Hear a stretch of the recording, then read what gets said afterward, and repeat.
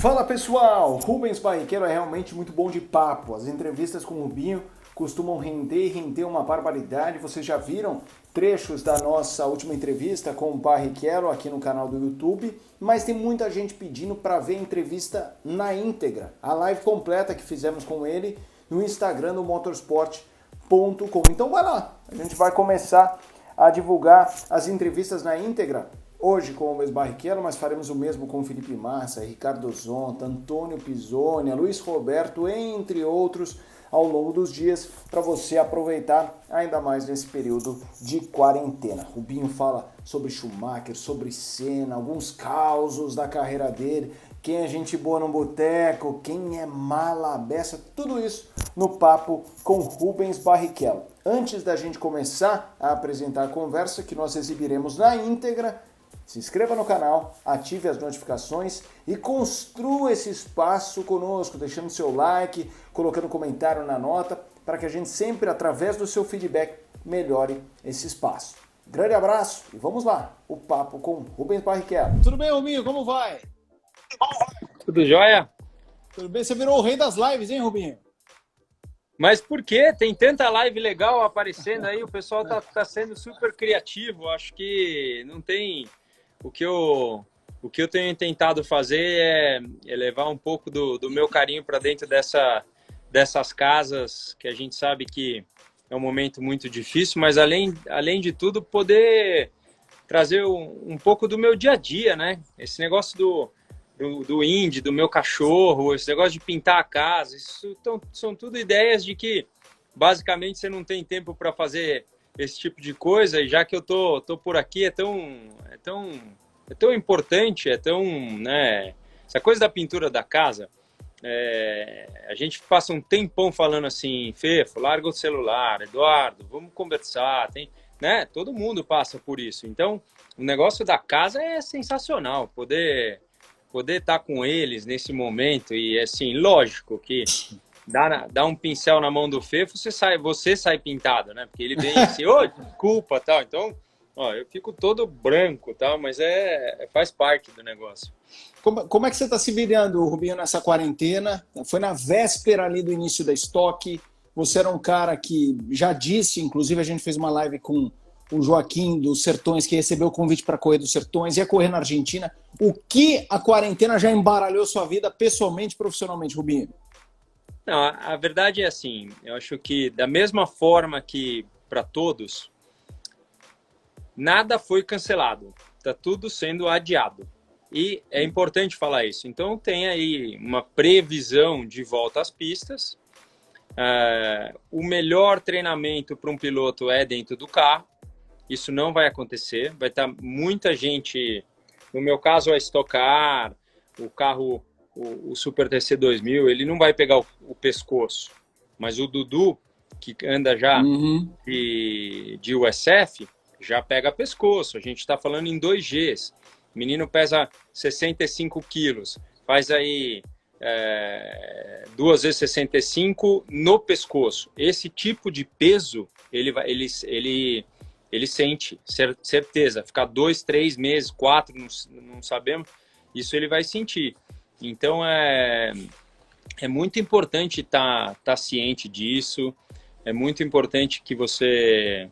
né, tem aí uma situação assim, para que a gente, né, esteja treinando da melhor forma possível. E como treina pescoço? Como treina pescoço, Rubinho? Pescoço você pode treinar, se você tem o capacete, tem gente que tem capacete com peso, tem gente que não gosta de peso porque pode ter um problema de vértebra, tem aí uma situação. Mas o treino mais legal que eu falo para as pessoas, para você fazer em casa, assim, você deita na cama com o ombro aqui no final da cama e a cabeça fica para fora e ela tem que ficar 90 graus para o chão. Fica lá e depois me fala quanto tempo você conseguiu, quanto tempo começa a tremer o pescocinho. Mas os 5 minutos é um treino que quando você vê tá tremendo tudo. E não esquece de fazer para o outro lado também, porque precisa exigir dos dois lados. Rubinho, a proposta da live aqui, pelo menos, eu já te entrevistei algumas vezes, você é um cara que já deu várias entrevistas, então já falou um pouco sobre tudo, é tentar ir para uma linha que se você nunca falou, pelo menos falou menos. Então vamos lá. Cara, você tem 11 vitórias na Fórmula 1 e parece que tem cara, piloto, que nasceu para ter vitória difícil. Você é um cara que nunca teve aquela vitória muito normal, lá na pole, abre 30 segundos. O Button mesmo também era um cara assim, que vencia umas corridas meio maluca e tal. Todo mundo, quando fala das suas vitórias, e você tem várias impressionantes, fala muito de Silverstone e Hockenheim. Assim como as mais... São as duas principais para você. Qual foi mais difícil? Qual é mais maluca? Qual tem uma história mais estranha, na sua opinião?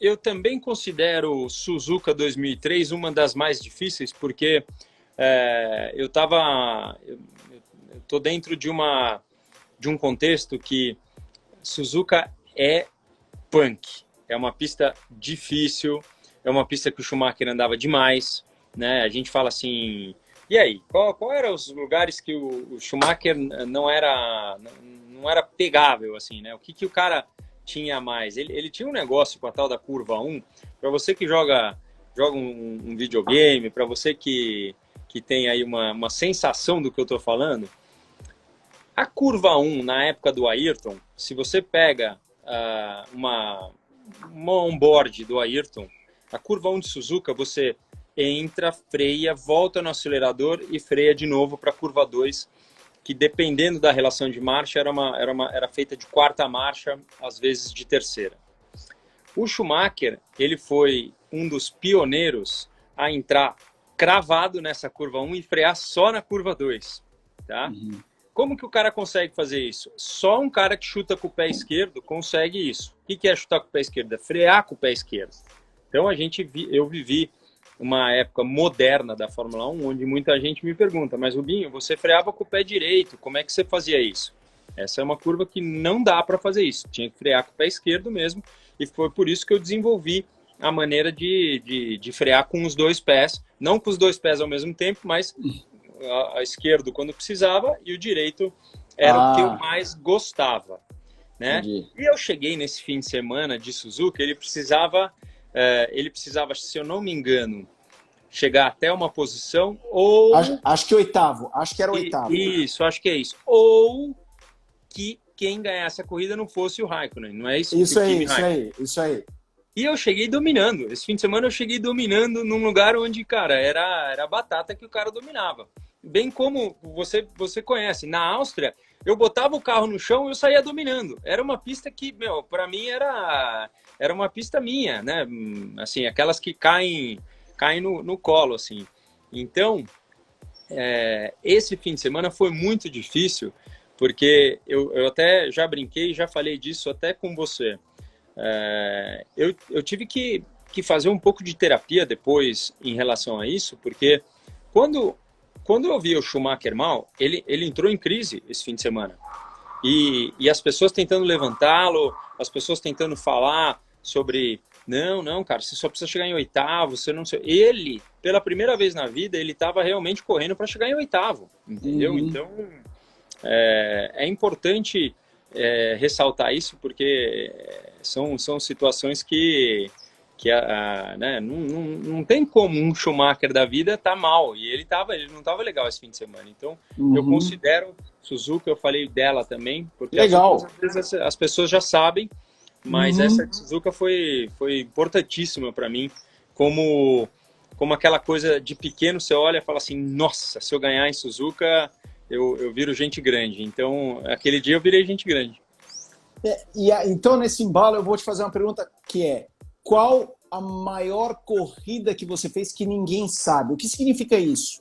É aquela que é uma baita de uma corrida, mas que de repente não é uma vitória, é aquela que não aparece na televisão, é aquela que é você no seu carro fazendo uma coisa meio invisível, assim, pro olho do torcedor, mas você fala, pô, não precisa ser uma, podem ser as que pintarem na sua cabeça. Você entendeu? A corrida que ninguém viu, que é um marco na sua carreira. Fê, fala oi aqui. Já você tá tão pertinho, fala um Fala um oi, vem falar como é que é. O pessoal, tô vendo aqui, tá perguntando como é que tá o Indy, como é que tá o Indy. Aí você pode falar como é que tá o Indy. Ele operou as costas, né? O Indy operou as costas, é. Como é que tá, Indy? Já recebeu o alta? E aí, Fefo? Pô, brincadeira, ficando velho. Dá pra falar pro Fefo que eu vi o Fefo nascer. O Fefo você viu nascer, ele foi na pista no colo ainda, lembra? Ele foi, teve até uma coletiva, quando não sabia o sexo, Fefo, se era menino ou menina, porque o Fefo, eu posso errar o ano, mas foi um dos títulos do Alonso, foi 2005 ou 2006, eu acho que 5, o Fefo é de 2005? Sou. É isso? É. E daí o Alonso estava liderando aquele campeonato, eu até perguntei pro Rubinho, o Rubinho falou, descobriu o sexo, eu falei, ele vai ter nome de campeão mundial? Aí ele falou, ele vai ter nome dele, porque era Fernando ou, enfim, uma menina. E aí o Indy, como é que tá o Indy? O Indy tá melhor, ele tem que ficar em repouso, ali fechadinho por 15 dias, até ele conseguir Daqui a pouco a gente mostra ele. Tirar os pontos. E então ele tá ali, tá deitadinho, já comeu, já tomou remédio, já tá melhorzinho. A gente tá num diálogo para saber, porque assim, o Indy precisa ficar num cercadinho. A gente achou um chão de borracha para ele não escorregar, né? Porque ele tem que tracionar. Ele piloto, se você sair da curva acelerando o seu bólido e distracionar, você está perdendo tempo. Então o Indy também precisa tracionar e ele não pode escorregar de jeito nenhum. Mas ao mesmo tempo ele tem que ficar num lugar muito fechado. E o irmão fica aqui fora, cara, querendo entrar para conversar com ele ali. Tem que um segurar o outro quando vai levar comida e tal. Mas ele tem que ficar 15 dias meio paradão. Qual a idade dele, Rubinho? 8 anos. Esse é um Golden Retriever, né? E que a gente sabe que o Golden tem displasia, o Golden pode ter aí esse problema com o que a gente fala. O Dudu já fala em coisa de carro de corrida. Ele fala assim, pai, ele tem um reiki muito ousado, que é meio reiki de Indianápolis, porque o reiki, o que é? A altura do carro, que quanto mais você sobe a parte de trás do carro, sem mexer na frente, o carro fica reikeado. Então, ele fala que ele está com reiki negativo. E aí, agora ele está reto. Impressionante. Os pinos que foram colocados no Indy parece barra de torção de verdade. Então, estamos aqui num ritmo... Vou mostrar ele aqui para... tem uma galera perguntando dele. Ó. Esse aqui é meu come gatão. tudo ele? Come chinelo? Com você que já fez propaganda da Havaiana, já Fala oi, Havaiana? cara. Fala aí, carinha. Tudo bem? Mas tá bem, Rubinho? Tá bem, cara. Ele já fica de pé, mas o mais importante é ele ficar assim, cara. Ele ficar... Fefo, você vai estudar aí? Eu vou fazer lição aqui. Então faz lição com ele. Aí pronto, aí fica... Beleza. Ele tá super bem. Ele tá num cercadinho, tá vendo? Ele fica aí e a gente... vai levando. 8 anos, eu tenho gato, Rubinho. 8 anos já é um cão idoso ou ainda não? Não é um cão idoso, se bem que a idade para esses cães assim, 13, 14, é uma idade já considerável. Mas você vê, ó, o irmão dele, vem cá, o bonitão. Como que é o nome? Qual que é o nome? Esse é o Jimmy Vasser.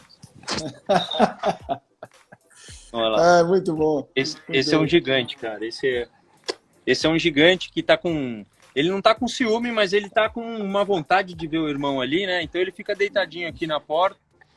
Pô, que mas legal, cara. O que é legal a gente falar? Eu sempre fui muito, né? Você tá falando do gato. Eu sempre fui muito do animal, né? E essa fase eu tenho visto... A minha maior preocupação, eu até fiz uma live com o Tadashi Kadomoto, que é uma pessoa que está tentando mostrar que através de muitas coisas você pode sim viver o problema, mas que você foque principalmente no lado positivo, de que pode dar certo. Então, essa é uma fase em que quanta saudade eu não senti desses cachorros pelas viagens que fiz. E agora eu estou em casa, eu posso... Claro. Pode ser que uma hora você queira... espairar, tal, você não quer o cachorro toda hora, pode ser, mas o mais gostoso é você poder viver tudo aquilo que você não podia. Sim, estamos todos preocupados com a situação financeira, porque com certeza toda a parte financeira do mundo, ela vai ter vai bater de frente, ninguém esperava. Então, como é que vai estar meu trabalho? Como é que vai estar isso? Né? Eu não preciso nem falar das minhas situações, mas as minhas situações já modificaram, entendeu? As pessoas estão preocupadas, os patrocínios, as palestras e as palestras que estavam, né? Tá tudo agora adiado. Então, com certeza é um momento para você ter o pensamento com calma, mas pensar positivo. Esse é um momento para pensar positivo. Então, claro.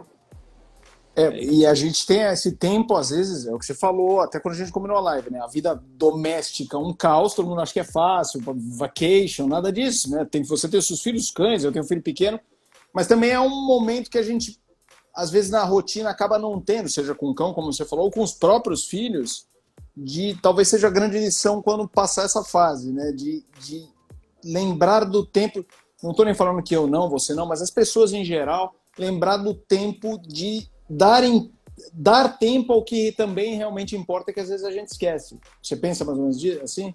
Exatamente, porque quantas vezes você me viu sair do carro, Felipe, de verdade, com aquela cara amassada, com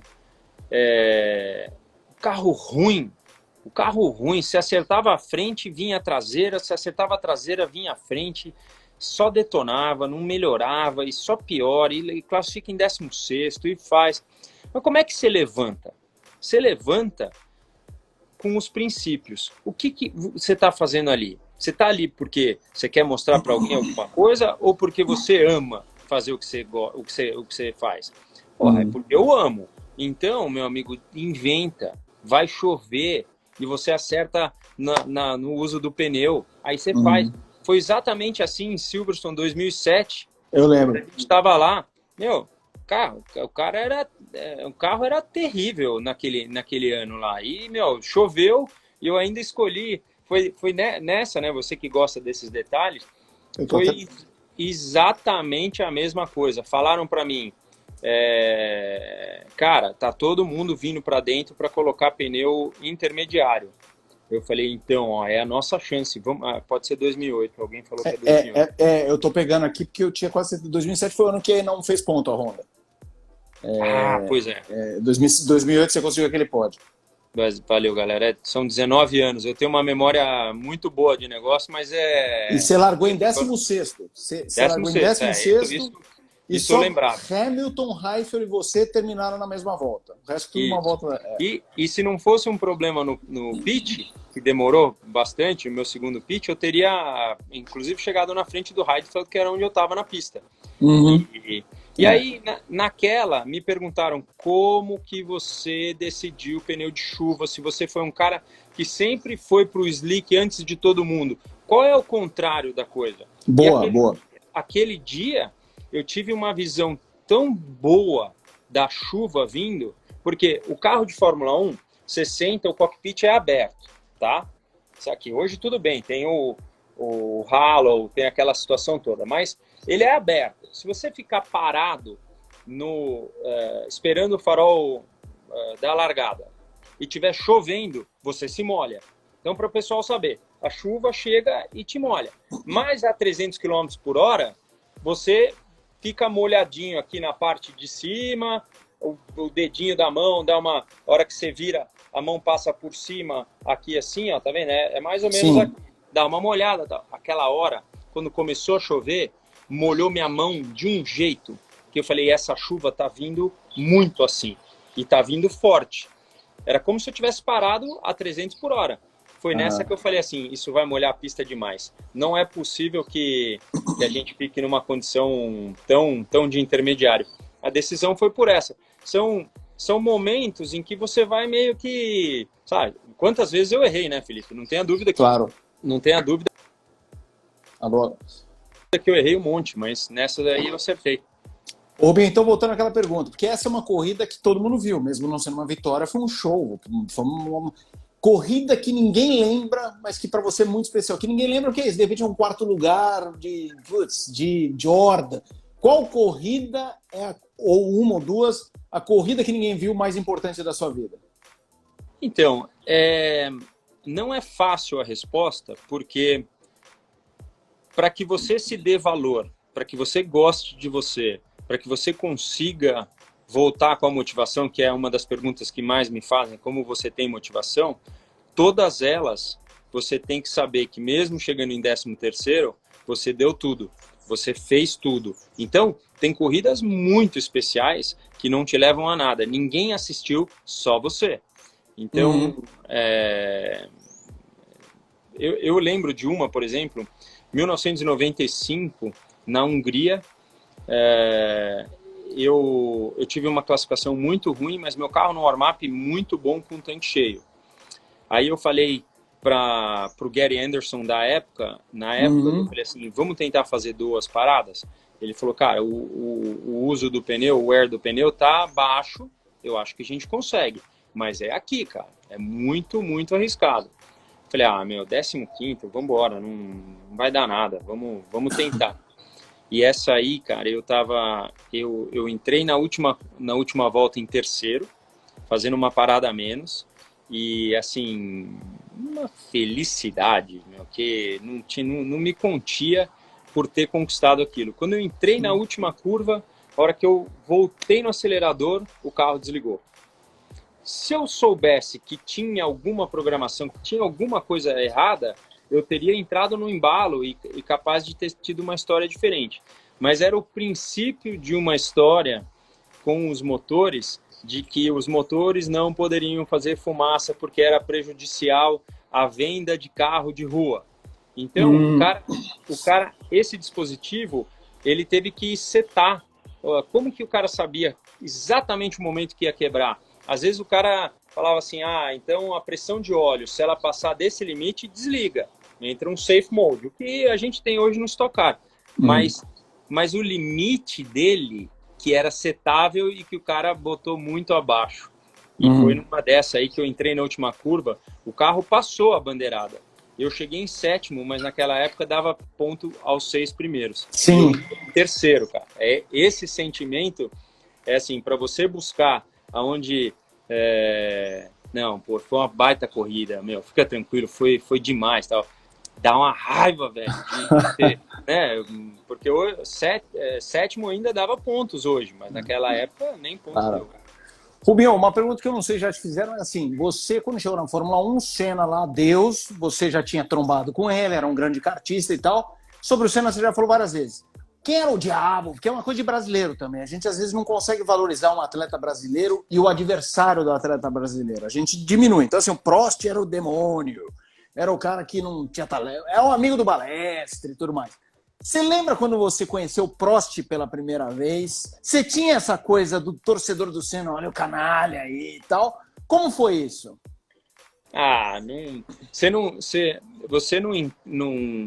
O esportista, ele não encarna nessa de... bom e o mal. Do que é basicamente... Assim, a verdade é que no paddock, quantas vezes eu brinquei contigo que era para criar uma mentira ali, era a coisa mais fácil do mundo. Você chegava para certas pessoas que a gente conhece e falava assim, deixa eu te falar, eu ouvi falar disso, mas não conta para ninguém. Era igual falar para ele, vai lá e conta para todo mundo. Então, exato, é óbvio. Então, assim, era muito fácil criar-se uma situação que era inexistente. Então, eu não entrava muito nesse negócio. O Prost, ele era, sem dúvida nenhuma, um grande rival. Eu morri de raiva quando eles bateram em Suzuka, né? Mas tinha um respeito. O cara ele guiava na ponta dos dedos, assim, se tinha alguém que guiava na ponta dos dedos, era o Prost. Então, quando você entra na pista com um cara desse, não tem como você também não ficar maravilhado de estar competindo com um cara desse, né? Você não consegue levar para o lado pessoal. Sim. É muito difícil. Então, o Prost foi nos testes de Estoril e tal, que a Jordan foi para lá, que ele estava andando também de Williams em 93. E a primeira coisa, quando eu encontrei num daqueles banheirinhos lá, é que eu vi que eu era bem mais alto que ele. Já me fiquei bem satisfeito e zerou minha conta. Boa. Oh, então não é muito alto, hein, Rubinho? Nada sem ofensa. Ele é bem mais baixo. Ele é bem mais baixo, vou falar assim, ele é bem mais baixo da altura do Massa, por exemplo. É bem mais baixo. Boa. Rubinho, perdão, sobre mesa de bar. Qual a mesa de bar mais legal que você poderia reunir a dedo com pilotos da Fórmula 1? Seja porque é bom de papo, seja porque é bom de goró, seja porque é bom com mulher. Então, qual que é o tropa de elite no boteco? Tropa de elite do boteco é pessoal da Stock Car, hein? Deixar claro. Tropa de elite do boteco é pessoal da Stock Car. Então, mas assim, nós teve uma época muito interessante que nós jogávamos pôquer. E no final do dia, tipo umas 6, 7 horas, ia no motorhome de um, de outro. Geralmente acontecia na Sauber, que era BMW. E aí tinha o Kubica, tinha o Heidfeld, e aí o cara servia uma comida. Então a gente ficava tipo das 7 às 10 e de lá ia pro hotel dormir. Tinha o Schumacher, tinha o Fisichella, tinha o Alonso vinha, o Weber vinha. Assim, o Coulter não gostava muito, mas comparecia. Esse tipo, quando o cara fala assim, mas não tem vida social na Fórmula 1. Tinha, tudo bem. O Ralf Schumacher não era um cara sociável.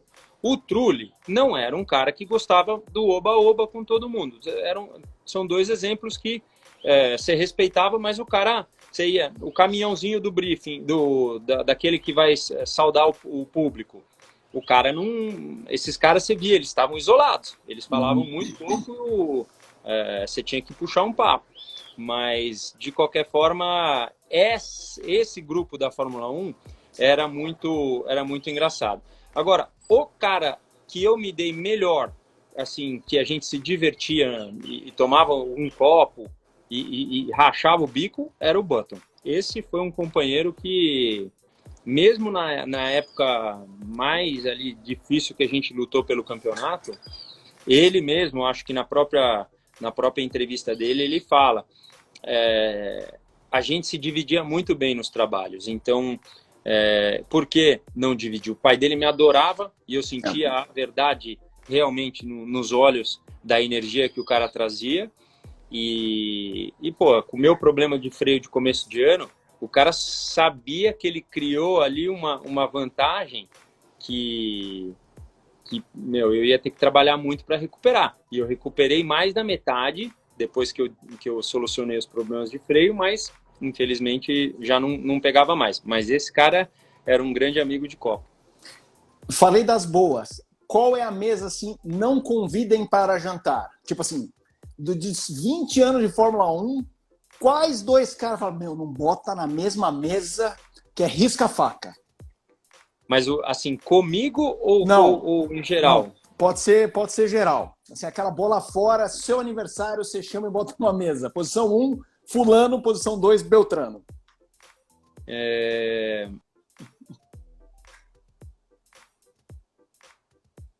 Schumacher era um que não ia com nada, velho. Não dava nada. Não era tipo... Não sei, era um carbonara com... Um bolonhesa. Um brocolinho do lado, sei lá, assim, não era todo o assunto que você tentava trazer, não ornava, assim, sabe? Tá, entendi. Mas quem que ia colocar? Eu no final... Mas isso com você ou meio com todo mundo, Rubinho? Não, com todo mundo, não ia com nada. Não dava... Até com o Michael? Com o Michael era esquisitíssimo, os caras não se viam no fim de semana, eram completamente... Né? De vez em quando lá você vai lá, alles gut, alles ok, e já era, não dava muita coisa. Então, eu acho que, assim, não consigo te lembrar das épocas, né? Porque a gente tem que também dar a chance de conhecer a pessoa, porque senão, como é que a gente faz? Não tem muito, assim, né? Eu, em 1993, essa história é muito verdadeira. Não que as outras não sejam, mas é que assim, as pessoas não conhecem essa situação. E aí, 93 eu tinha sido companheiro de equipe do Capelli por 2 provas. O Capelli foi mandado embora porque eles falavam que não estava com velocidade. Depois entrou o Butsen, 2 da época do Ayrton, né? Então era uma mudança de temporada, de época, de mundo, de Fórmula 1, onde os carros novos estavam surgindo com mais velocidade e os caras não tinham. Aonde no mundo a gente vê um piloto tomando 2 segundos do outro, né? Já aconteceu, o próprio Schumacher com Jos Verstappen, com Leto, assim, mas é uma coisa muito, muito difícil. Esses 2 tomavam 2 segundos e ficavam algumas provas e iam embora. Depois eu passei pelo Naspet, pelo Apicella, e os caras não chegavam na minha velocidade em 93. Então eu virei um deus ali, né? Opa, é o próximo, é o next Ayrton Senna de verdade e tal. E aí eu fui pro Japão e os caras procurando outro piloto, porque a velocidade não era legal, tal, aquela coisa toda. E eu, meu nariz um pouco empinado, porque eu falei, nossa, eu sou a bola da vez mesmo, tal. E quando eu cheguei em Suzuka, e todo mundo falava dessa pista, e papapá, tal, contrataram o Irvine. Que andava muito lá. Então, o cara corria de Fórmula 3000 japonesa há mais de 8 anos, e ele conhecia aquela pista. E naquela época, eles andavam com um pneu de classificação. O pneu de classificação num Fórmula 3000 largava em 12º e 13º no grid de Fórmula 1. Então o cara tinha a velocidade no corpo e estaria preparado fisicamente. O que prepara o cara fisicamente? A velocidade de curva. Porque a velocidade reta, freada, é uma coisa que tem que acostumar e o cara vai. Mas a velocidade de curva, que o cara entra, é uma... Você imagina, você com 250, 300 cavalos a menos, acho que naquela época eles tinham como 450, a gente está falando em 300 e poucos cavalos a menos. O cara virar a mesma coisa, você imagina o nível de aderência que tinha um carro, né? E bom, mas aí chegou o Irvine, ele tinha uma característica muito estranha, porque ele não olhava muito assim no olho, não era um cara muito honestão, meio sincerão assim, sabe? Ele era meio esquisitão, então eu falei, nossa, eu vou dar um pau nesse cara de cara para ele já sentir onde é que o buraco é mais embaixo. E assim, mas foi tão real, cara, mas me deu um aperto no coração, porque a hora que eu saio para andar, para conhecer Suzuka, eu saio que nem um condenado. Eu falei, que pista legal. E eu lembro, voltando pro box após 5 voltas, eu com a Jordan 93 em 8º. Vi lá meu nome, 8º, bandeirinha, tal, e comecei a procurar para baixo o Irvine. Falei, certeza, não conhece, vai estar indo. Mudei de página, fui vendo e nada do cara, velho. Falei, não é possível, o cara tá para cima de mim. Vou começar a olhar para cima.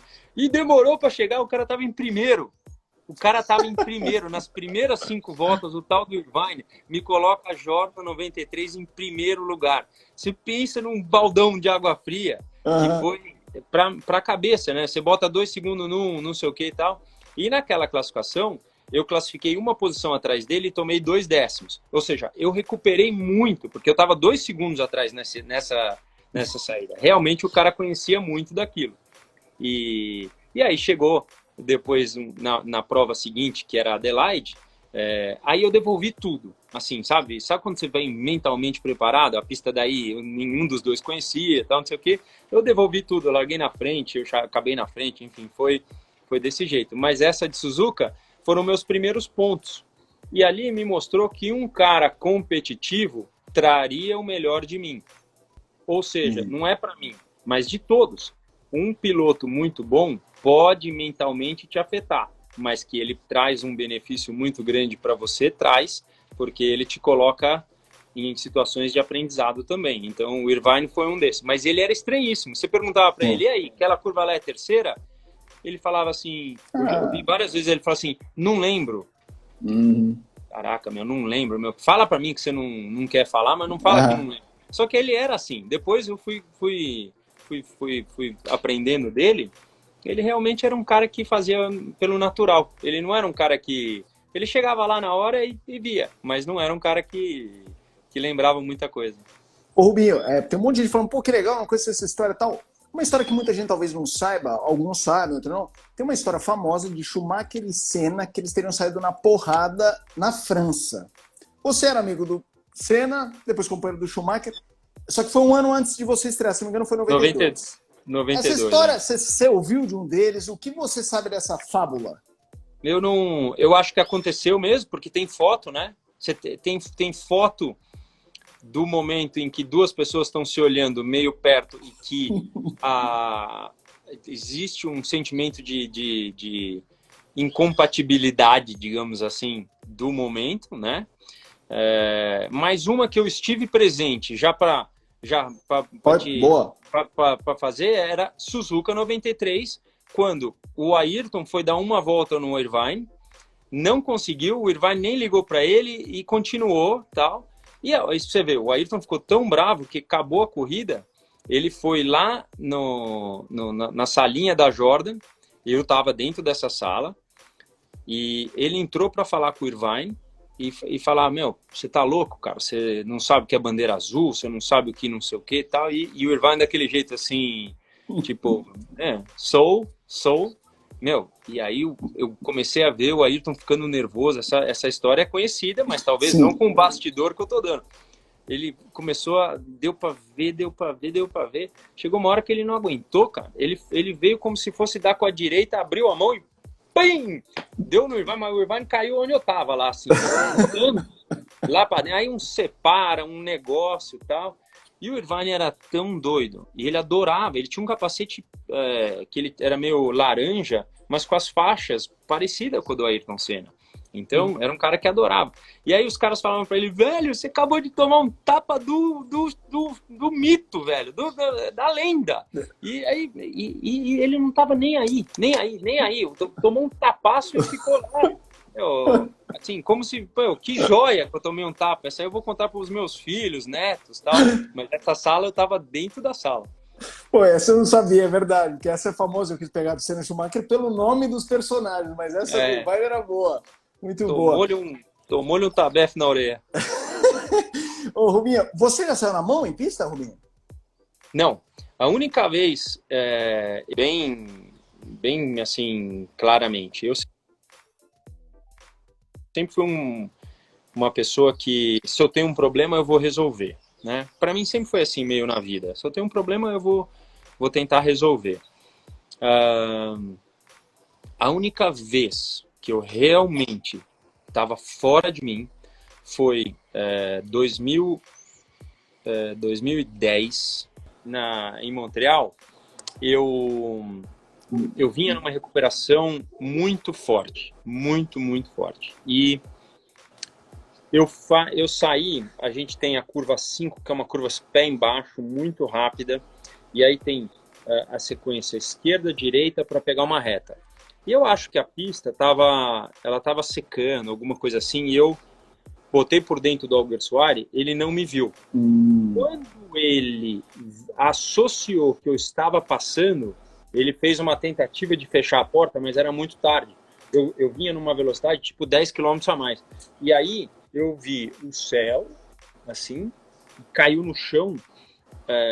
E assim, quando caiu no chão, eu perdi os brake ducts, que é a entrada de ar pro disco de freio, né? E aí, meu Deus do céu, primeiro, eu perdi os freios, porque lá no Canadá requer muito, né? Muita força de freio e tal.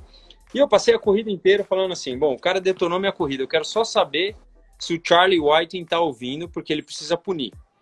E nada, velho, não tinha punição. E eu passei a corrida inteira anoiado, que o cara acabou com a minha corrida e não tinha sido nem visto o negócio. E foi tão perigoso, assim, sabe? Eu saí do carro, eu falei pro cara, eu fui direto na Toro Rosso lá, assim, e aí eu falei pro cara, foi a única vez que eu fiz isso, assim, eu falei pra ele assim, "Usted não me viu?" Aí ele falou assim, não te vi. Eu falei, agora vai ver. E bati o capacete dele, assim, eu botei a mão pra dentro, assim, e batia no headrest. E aí chegou chegou um mecânico dele, um baixinho, e falou, para. Eu falei, cara, chama um maior, que você não vai dar. E pé. Eu tava tão fora, cara, tão fora. Foi a única vez que eu tava fora. E esse mecânico, ele dá risada até hoje, porque, meu, eu juro, foi tão natural. Eu falei assim, chama um maior que você não vai dar. E aí continuei e tal, e soltei o negócio e saí, virei as costas e fui embora, né? E assim, tava transtornado. Mas vou contar uma coisa, na minha carreira até lá, eram 30 anos de carreira, alguma coisa assim, eu me envolvi em uma coisa só. Mas como pai de piloto, você não tem noção. É muito pior. Nossa senhora, é muito pior. Essa você quase... mas você quase se envolve em quase toda a corrida, assim. Então, mas pai contra pai contra mecânico? Não. Pai contra pai e se mecânico entrar, sai correndo, porque os bichos são brutos. Vem ferramenta, vem... Aí não dá. Dizem que o Jos Verstappen era maluco com o Max Verstappen. Você também é maluco com seus filhos ou não? Não é com eles, é com a... Eu sei. É com a situação de... Eu já vi muita coisa acontecendo e é triste de ver. Com os meninos, eu nunca tive a exigência de nada. Eu, por exemplo, com os meninos é diferente. Teve uma época que a gente estava conversando assim na mesa, eu tomei uma bronca muito forte da Silvana na época, né? A gente era casado ainda, e eu falava assim, gente, vocês não estão entendendo. Vocês estão ouvindo do cara mais experiente da coisa. Se vocês não querem seguir isso, cada um tem o caminho, não tem importância. Mas o que eu falei? O Dudu tava assim, ó, antes da largada. Ele tava com o olho fechado, com a mão assim e rezando. Aí eu falei para ele, como um profissional, e eu acho que quem tiver... Eu não olhei muito aqui hoje, mas quem for esportista, enfim, não é só pro autosport, né, pro motorsport. Para quem for esportista, vai entender o que eu tô falando. Eu falei assim, Eduardo, o papai é o cara mais espiritualizado que você vai encontrar. Eu rezo toda hora que eu entro no carro, mas eu não demonstro. A mão fica lá e o olho tá com a viseirinha fechada. Por quê? Porque, infelizmente, ali no grid, você desse jeito, você mostra que você tá preocupado, mostra um pouco de fraqueza, mostra um pouco não sei o quê. É o primeiro que o cara vai dar. Mas é direto nele, entendeu? E aí, na época, a Silvana falou assim, mas não é possível, a gente cria o menino, a gente dá educação, a gente faz as coisas tão certinho e a gente vai desensinar o moleque para ser piloto. Mas é uma realidade. Então, com os filhos, graças a Deus, eu nunca tive problema. Eu espero a hora depois para dar meus pitacos e tal, mas com pai de piloto... Pai de piloto e mãe de Miss não dá certo, velho. É muito treta. Rubinho, vamos reta final ping-pong, tá? Vou fazer umas perguntas aleatórias, você vai... Eu sei que tem pergunta que é difícil pegar uma, tipo, qual a música dos Beatles que mais gosta? Hoje você vai preferir uma, amanhã outra, tal, mas é a de momento. Nesse momento, qual a memória mais feliz que você tem com o Schumacher? Qualquer momento em Fiorano que a gente ia no Montana... comer e beber um copo de vinho. Todo momento, assim, era muito amigável. Ele adorava meus amigos. Ele raramente tinha os amigos dele por perto, mas ele adorava o Jaca, o Nandinho, todos eles que você conhece, que são meus irmãos, que estão por perto, e todos os outros que fizeram parte dessa minha carreira, adoravam minha família. Ele, assim, todos os momentos. Momento de pista em que eu sentia... A coisa boa era quando o cara era acima do nível da média. Assim, era impressionante. Spa-Francorchamps, o cara saía do box, fazia o Rouge cravado, a volta nem tinha começado ainda. Então, era um cara acima da média. Rubinho... Peraí, ó. Peraí, esse aqui você também deve conhecer, ó, como é... Ele tá grandinho. E aí? Também. Fala aí, Tudo Dudu, bem? tudo bem? Tudo jóia? Tudo bom, e você? Tudo jóia. O Dudu tem 18 anos, velho. Você pode imaginar um negócio desse? Eu vou até aproveitar e fazer uma pergunta do Dudu. Já está fazendo aquela pergunta que geralmente nos faz uma pista. Você chegou aí com seu pai pequenininho. Quando você era pequenininho, qual era o piloto mais legal com você, sem ser, claro, o teu pai? Assim, os outros, assim, quem você gostava? Cara, eu vou falar... eu vou falar, eu vou pensar e ele vai falar. E se ele não falar isso, depois eu conto essa história. Você vai ver. Fala aí. Qual que é? Eu acho que tem dois que eu tenho história assim para contar. Teve uma vez que era aniversário do Alonso e a gente foi lá na Ferrari, que ia ter um bolo dele e tal. E eu era bem pequenininho. E eu lembro que a gente chegou lá e aí ele não tinha um boné para me dar. Então ele tirou da cabeça dele e botou na minha. E eu falei, puta, que legal, né? Mas aí, tipo, a moça que trabalhava pra ele tirou da minha cabeça e botou na cabeça dele. Só tirou da cabeça dele e botou na minha cabeça, porque eu não quero briga. Mas teve uma outra vez na Hungria, que também foi muito legal, 2010, acho que era essa que você ia falar, que os motorhomes eram lado a lado, o nosso e o do Rosberg. E a gente ficou jogando bola o dia inteiro, acho que era um dia que, sei lá, já tinha acabado o treino, alguma coisa assim. Tem foto, aliás, que a gente ficou jogando futebol o dia inteiro, eu, meu pai, meu irmão e o Rosberg. E por que eu ia falar? Porque o Rosberg não era sociável. Não era um cara. E assim, eu desci para jogar bola com os caras, porque eu não deixei de querer ser pai em nenhum momento. Ele tá de prova disso. Ele não vai lembrar dele acordando de madrugada, mas eu falava pra semana, deixa que eu vou, velho. Deixa que eu gosto disso, assim, não quero, vai dormir todo mundo na avó porque o cara tem corrida no Brasil. Eu gostava desse bonde, assim, desse negócio de estar perto e tal. Uhum. Então, eu fiz tudo que eu podia, logicamente, você tem a distância, porque de vez em quando os caras não estão, mas nessa na Hungria, descemos do motorhome e fomos jogar bola. E não chega o Rosberg, e chega um momento que eu tô cansado e os caras continuaram jogando. Eu fui tomar banho e eles continuaram jogando. Isso marcou positivamente para ele, de uma pessoa que, assim, ele não tinha aquela empatia, todo mundo, né, ele tinha um momento não, assim, né, o Rosberg era muito, principalmente com jornalista, você via, eu quando virei jornalista da Globo, fui uma vez chegar nele assim, ele fez assim, eu falei, pô, não é possível, o cara... Mas é isso, eu tinha certeza que ele ia ter esse... Ô, Dudu, e mais duas. Uma, filho de pilotos, na época que você ia, porque eu vi recentemente uma live com o Montoya de vocês, então eu não sei se vocês conheceram, se você conheceu mais a família Montoya até depois, por morarem nos Estados Unidos. O Schumacher mesmo, o Mick, eu acho que é perto da sua idade, não sei se um pouquinho mais velho, um pouquinho mais novo. O Mick nunca foi pra pista. Não ia, né? Não. Eu não conheço ele. Eu conheço a mãe dele, que a gente viu recentemente. Eu e o Dudu encontramos a Corina em Goodwood. Dudu foi comigo para Goodwood quando eu ia andar de Brown o ano passado. E nós encontramos a Corina, que foi super simpática e tudo. E não perguntamos nada, porque não cabe. Ou não, né? Quando você encontra as pessoas, você imagina o tanto de pessoas que devem perguntar. Uhum. Mas o Mick não é um... Né? Sim, mas eu sou bastante amigo do Sebastian, a gente anda de simulador todo dia junto. Mas o Sebastian correu com você, mas ele é mais da época do Fefo, né? Ele é mais novo que a gente, que eu. Aliás, batiam toda hora o Fefo e o Sebastian. Eu falava pro Gordo, é culpa do seu. O seu foi agressivo. Ele falava, ele é Fernando louco. Ele falava, Fefo, louco.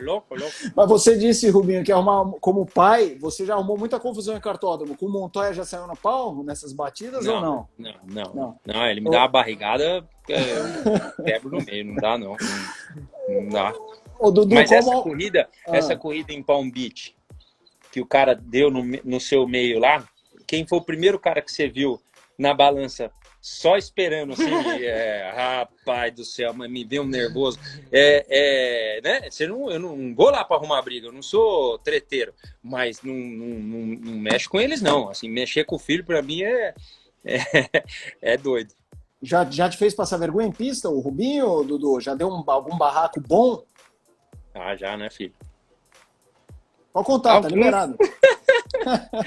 Deixa eu ver, Tô pensando aqui, você falou alguns, mas é pouco, mas de querer... Teve uma vez que foi uma das minhas primeiras corridas de shifter, assim, e eu ganhei a pré-final na chuva, e meu pai tava correndo, eu falei, e aí... Ganhar do pai da chuva foram ver o meu kart... E o meu kart estava com a bitola, as rodas traseiras, o entreeixo estava menor do que poderia. Só que a gente achou que podia, porque teoricamente na chuva pode. Só que não estava chovendo, a pista estava molhada. Então a gente usou teoricamente um setup de chuva que disseram que não podia porque falaram que não tava chovendo, era alguma coisa assim. E aí um cara que eu já fui da equipe dele veio falar pra gente, você tá classificado. Porque ele que falou assim, ele falou, mas tá fora. Só que a gente não sabia. E aí, puta, eu fiquei muito chateado, porque depois que eu ganhei e tal, e aí meu pai, o cara veio falar com meu pai, e aí deu uma estressada. Não é, mas assim, na verdade, o kart, o que fizeram? Eles fizeram a bitola de chuva, que com o pneu de chuva estaria dentro do regulamento, só que na hora H, eles foram pro pneu slick, correram de pneu slick e a bitola ficou fora por causa disso. Então, foi um momento ali e tal que, tipo assim, metade do grid fez isso. E eu só estressei porque Ó o Roberto Carlos aqui, ó. Esse aí, aí é bro. A esquerdinha que é a mais voadora do planeta, chefe. Esse aí... O chute dele corre mais que Ferrari e ele já fez muito gol no seu Corinthians. Ó, e aí o que aconteceu? E que não tenha dúvida que é o que mexeu comigo. O cara veio falar pra mim que só não vai desclassificar porque era Barrichello. Rapaz do céu. Eu falei, você não fala isso, meu. Então. Falei, então você vai lá agora e vai desclassificar. Eu larguei de último. Na final, eu larguei em 15º, acho. Mas é uma mania besta que as pessoas têm, como se a gente tivesse as pessoas fossem superior a outro. Não existe. Você já me viu quantas vezes com um mecânico? Qual é a coisa mais gostosa que eu tenho lá no mundo da Fórmula 1? Eu entro em qualquer box, abraçando e tal. Por quê? Porque as pessoas têm que se tratar igual mesmo. Não tem essa de ficar achando que um é melhor que o outro. Ah, né? e essa corrida, inclusive... Não, mas tá bom de história. Não, tudo bem, não vou contar. Essa corrida, inclusive, foi a primeira corrida. E como eu larguei de 15º, e eu tava razoavelmente rápido, assim, e eu larguei de 15º, e foi a primeira vez que eu tive que batalhar com meu pai, de verdade, na pista. Ele tava batalhando com um cara por segundo e terceiro, e ele viu que eu tava chegando, quando ele olhou pra trás e viu que era eu, ele se tacou no cara, assim, pra abrir espaço pra mim. Mas ele não conseguiu passar porque o cara cruzou ele. E a gente tava numa situação lá que eu tive que meio passar meu pai. Eu fiquei tipo, não. O Dudu tem uma coisa muito bonita nele, que ele tem um coração do tamanho de um bonde. Então, eu falo, cara, se você tiver chance de me passar, passa bruto. Né? Principalmente porque eu tô... Assim, ele... quantas vezes você já ouviu me perguntar até quando você vai correr? A minha melhor comparação eu tenho dentro de casa. O Dudu, aos 18 anos, é mais rápido do que o Rubinho foi aos 18 anos. Então, se ele vai chegar, não vai chegar, é como eu sempre falo. Eu consigo abrir portas, mas não consigo mantê-las abertas. Cabe a ele, né? Todo dia a gente conversa da mesma coisa, tal. Hoje eu fui pegar o Indy, eu já pintei parede, e acabando aqui, eu vou sair para correr. Então, por que eu faço isso? Porque eu quero ter o corpinho XPTO para quando a corona for embora e eu estar de bem na praia? Não. Eu quero fazer isso porque a hora que eu sentar dentro do Stock Car, eu vou ter a condição que eu tô correndo contra moleque de 20 anos, né? Então, é isso que eu sempre falo. Mas eu não posso pegar no braço dele para levá-lo para correr comigo. Ele tem que ter essa percepção por ele mesmo. Ele tem essas coisas de percepção. No simulador, por exemplo, eu vou lá guiar de vez em quando, o volante está mais pesado do que a Stuart 98 na Malásia sem água, velho. Então, ele tá... E eu vou falar, dá para ver sereia no fim da reta. Assim, você fica sem água, que já acabou, você aperta o tubinho da... As pessoas adoram essas histórias. Você aperta lá o tubinho da água, tem um botãozinho e vem aquela aguinha. E quando acaba? Você só escuta o barulho. Cara, E assim, você vê placa lá, faltam 18 voltas. E... pra acabar, pra acabar. Eu tava andando agora de simulador com o Stoffel Van Dorn e com o Antônio Félix da Costa. Na Malásia? Não. Eu tava andando agora em... Qual que é a America. pista? Road America de Indy. Tem um grupo de 20 pessoas, a gente tem um grupo do WhatsApp.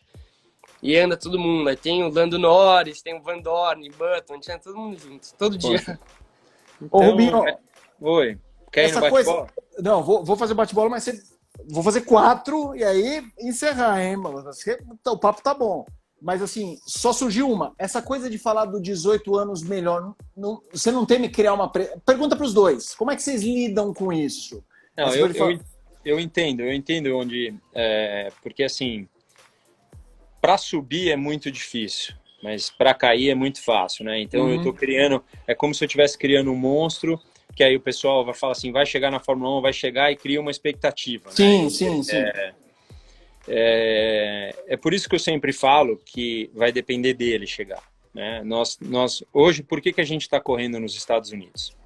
Primeiro porque ele está estudando nos Estados Unidos e ele tem aí uma chance boa de aprender numa categoria ultra competitiva com pessoas realmente fortes e um automobilismo que é crescente, tá?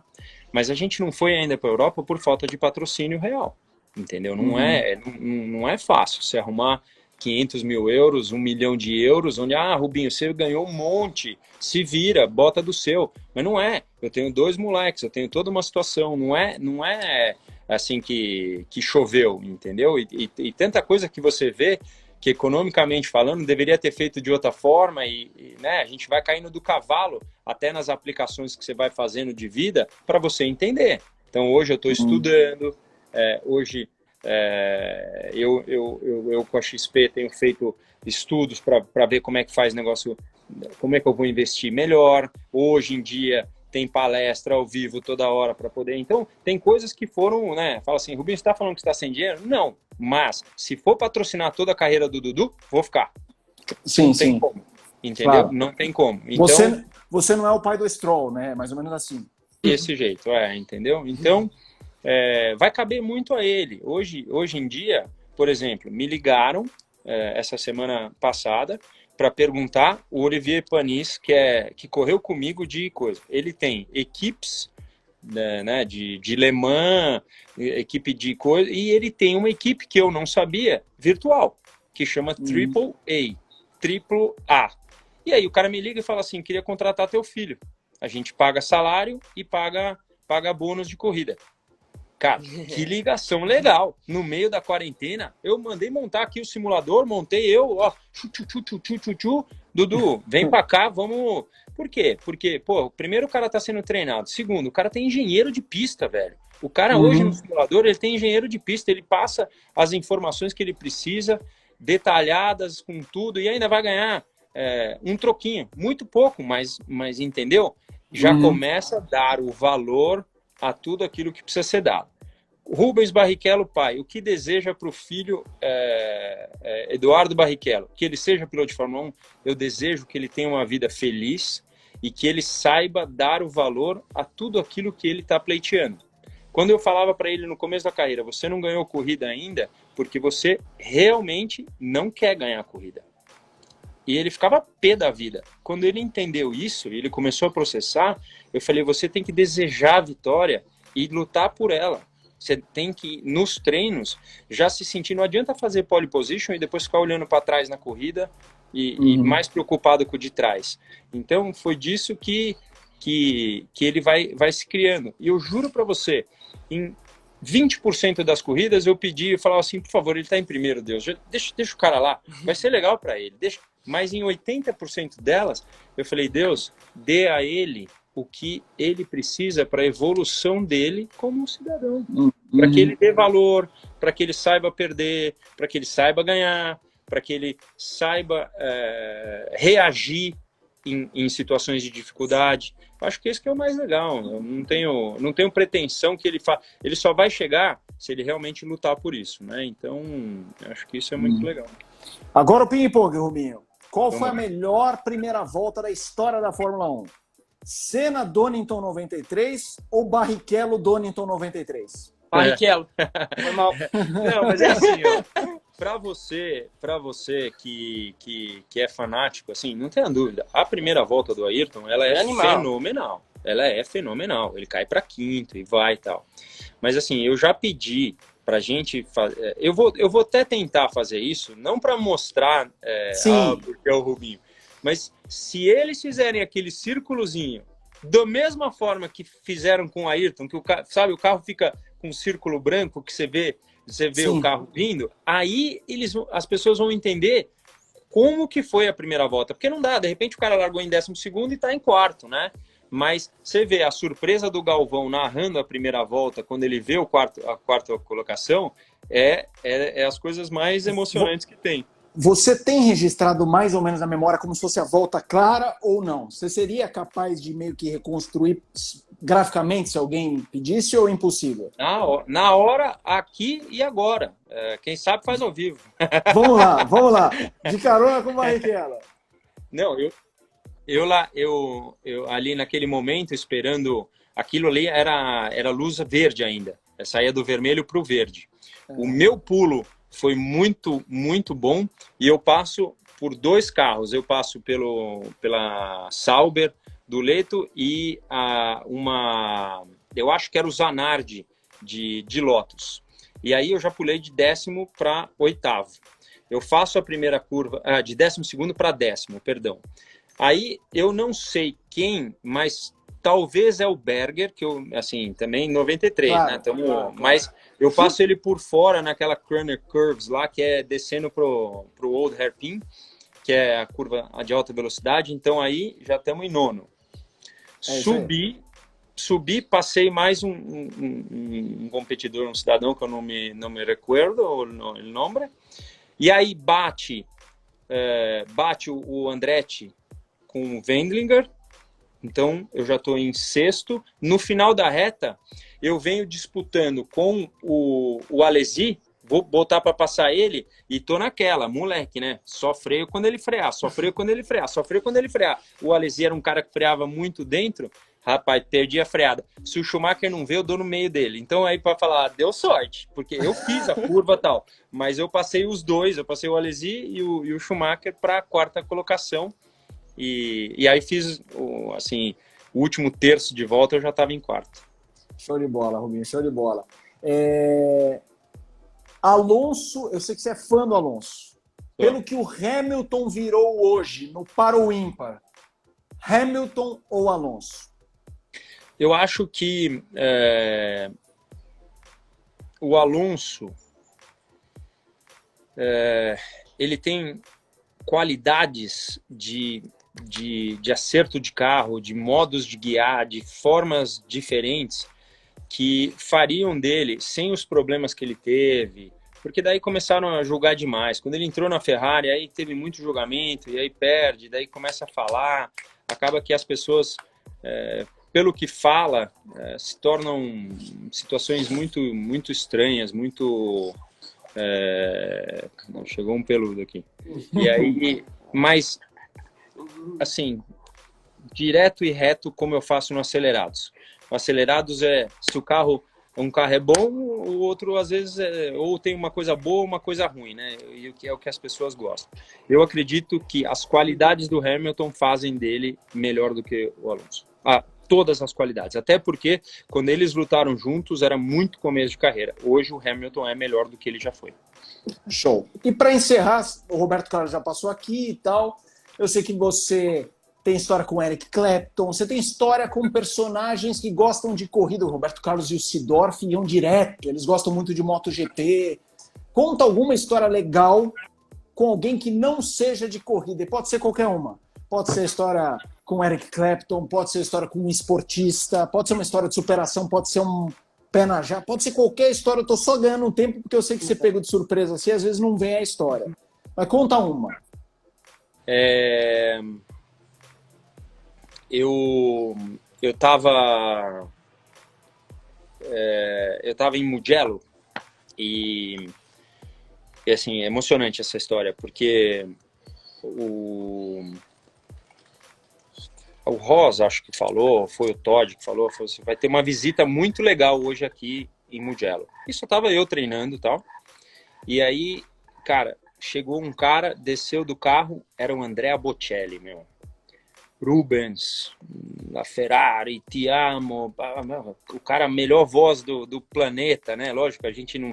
Tem gente que gosta mais de Pavarotti, tem gente que... Mas essa voz do Bocelli, ela é tocante, ela passou muito tempo em algumas em alguns momentos em que eu fazia na concentração a música, porque essa música, às vezes o tom da voz, né? Eu brincava com... Lembra que eu brincava no banheiro? Eu ficava naquela assim, e o cara para mim é um mito, né? Por tudo aquilo. Eu ainda gostaria de participar de um show dele na Toscana, que é tudo. Mas esse dia ele vira para mim e falou assim: Rubens, me faz um giro insieme? Dá uma volta comigo na pista? Eu falei, cara, o cara é cego, né? Como é que eu vou fazer isso? Sim, sim. E aí, pô, numa Maserati e tal, eu fiquei preocupado com o pescoço, porque o choque, né? Com o piloto é porrada no freio, não é aquela coisa dócil, né? É tipo freada que né, uma pessoa que não está acostumada vai achar que você vai passar reto a freada. E aí, sim, eu fui indo, ele falou assim, não, pode ir.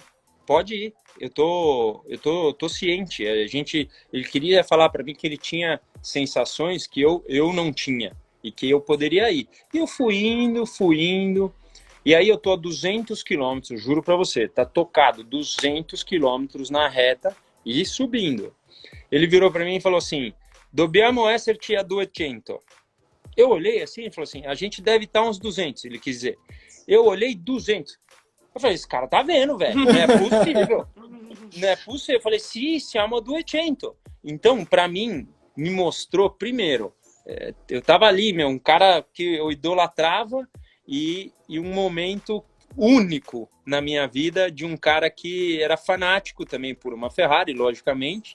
E eu fiquei maravilhado. Foi uma história com um cantor que realmente me fez ficar embasbacado, porque quantos momentos lindos eu pude ter na minha vida perante esse momento de Fórmula 1 que eu tive, né? Então, eu só posso ter gratidão. Rubinho, é com essa palavra que eu me despeço, eu tenho muita gratidão. A gente está com 1040 nesse momento, te respeito muito, acho que o brasileiro te respeita muito, nunca contei essa história em público, vou só resumir para quem está com a gente agora. Na véspera do meu casamento, a minha mulher teve um mal súbito e quase morreu. E quando ela estava na UTI, o Rubinho, que a gente tem uma boa relação, mas assim, Rubinho tem a vida dele, eu tenho a minha, eu sou repórter, ele é piloto, não é um amigo meu que me ligou, era um cara do bem que soube que minha mulher estava na UTI com muita classe, falou, ó, se precisar de ajuda, estamos aí. E, pô, eu fiquei... É um conforto saber que se a coisa apertar, você tem ali um cara como o Rubens Barrichello para gritar, e eu quase precisei gritar. Eu nunca contei isso para ninguém publicamente, mas estou contando porque, como tem muita gente aqui, eu acho que a gente tem que valorizar a vitória, a gente tem que valorizar histórias, mas a gente tem que valorizar a gente. E, Rubinho, obrigado pelo papo e parabéns por ser... O que você falou até na resposta sobre o Dudu. Importante ganhar, importante saber ganhar, saber perder, mas tem que saber ser gente. E, cara, isso você é muito. Valeu pelo papo, nunca pude... A gente já falou, mas enfim, nunca pude te agradecer de uma forma... Eu nunca vou esquecer. Um abração, parabéns por tudo que você conquistou e sucesso. Meu maior presente, então aqui, ó, um tá estudando ali e, como eu falei, eu quero que as pessoas possam... eu tenho visto muita gente, assim, subestimando a pandemia, a situação. E, gente, não é, sabe, assim, eu ontem fui correr e vi um casal de senhores andando na rua. A gente não pode proibir ao ponto de falar, você vai preso, você está fazendo a coisa errada, ou até julgar a pessoa. Mas o que eu tenho falado é que o que eu tenho tentado fazer na live aqui é contar um pouco de mais ainda de coisas para que você possa entreter. Hoje está tão interessante, né, a situação da live. Você entra lá, tem live para tudo quanto é lado, tem situações para que a pessoa possa se entreter, mas ficar em casa. Principalmente você que tem uma certa idade. Não falta muito para mim, mas, né, eu com 47, mas hoje eu me mantenho ativo, eu tenho feito coisas diferentes. E você, dentro da tua casa, que seja um cubículo, você pode tentar fazer coisa diferente. Então, esse negócio de pintar a casa, assim, é uma forma de ter os filhos por perto, de fazer a coisa como pode fazer, né? Eu pego no pé dele o dia inteiro, eu faço coisa o dia inteiro, eles têm que estudar, você vê o Fefo tá ali, mexendo com coisa, mas tá com o cachorro. Tem uma liberdade, mas a gente não tá de férias, a gente tá só mantendo viva a emoção da vida, de tudo aquilo que a gente pediu, porque eu duvido que não tenha um cidadão que não pediu um momento de paz para que a gente pudesse ficar em casa tranquilo, e agora a gente está. Aí, se o pagamento vai chegar daqui 3 meses, a gente vai manter o pensamento positivo e vai focar naquilo que precisa. Então, acabei de ver aqui, o Dudu vai pintar. Vai, né? Vai sim. Vai sim. O seu irmão pintou bem a casa aqui. Tem um cara que tem um Guilherme aqui, não sei se você falou, Fefo tá estudando porra nenhuma, não vem com essa ideia. Pior que ele tá, cara. Ele tá fazendo. É que os caras conhecem o Fefão, cara. Bom, enfim, muito obrigado. Foi muito legal. Show, foi mesmo. Um abração. Valeu, Dudu. Valeu. Beijo em todos. Tchau, tchau. Beijo. Aí a conversa completa com o Rubens Barrichello, um bate-papo bastante especial, envolvendo também os 2 filhos do piloto, Dudu e o Fefo. Como eu disse no início do vídeo, nós iremos apresentar outros pilotos ao longo desta quarentena, enfim, como uma parte do nosso canal, as entrevistas especiais, com curiosidades, com histórias de bastidores e muito mais. Se inscreva no canal, ative as notificações, deixe o seu like e comente. O seu comentário é muito importante pra gente. Até a próxima.